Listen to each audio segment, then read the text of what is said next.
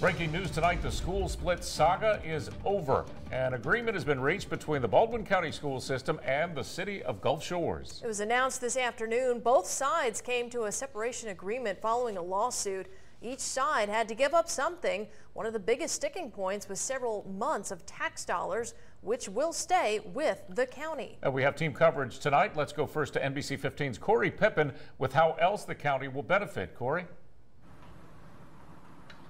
Greg, Andrea, this agreement means Baldwin County will not be responsible for the taxes or startup costs of Gulf Shores school system, but will be paying debts associated with it for the next 5 years. Officials announced the decision about an hour ago here in Robertsdale, calling it a win-win for both sides. Baldwin County School Superintendent Eddie Tyler says the total debts they agreed to pay comes out to around $2.8 million from now until 2024. The new agreement also requires Baldwin County to pay Gulf Shores teachers only until September, when the next contract period begins. Baldwin County will also not be responsible for transporting Gulf Shores students.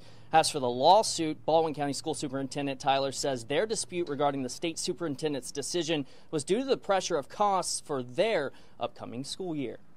We feel like that this was good for us. We can stay solid and financially sound, and Gulf Shores now knows, what they need to do in order to move forward. Now, I'm told the lawsuit is still pending, but once this new agreement is signed and sent to the state superintendent to be approved, that lawsuit will likely be dropped. We'll have much more coming up tonight at 6 o'clock. Reporting live in Robertsdale, I'm Corey Pippin, NBC 15 News. Corey, thanks. Both parties are saying there are no winners or losers here. In the end, it all came down to money and what was fair for both sides. We continue our team coverage tonight with NBC 15's James Gordon.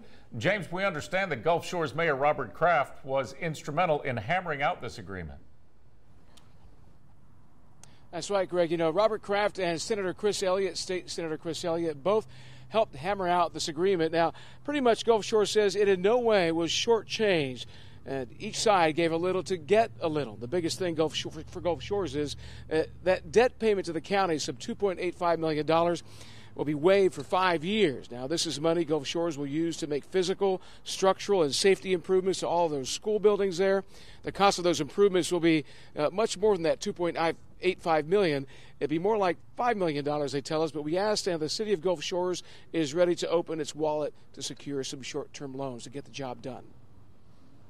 The city's negotiating a loan in order to provide those improvements to the campuses, and there are substantial improvements slated for all 3 campuses.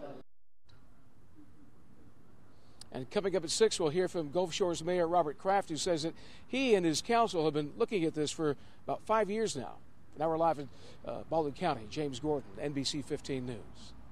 James, thank you. NBC 15 has been covering the story every step of the way. And for all our coverage, visit our website, mynbc15.com.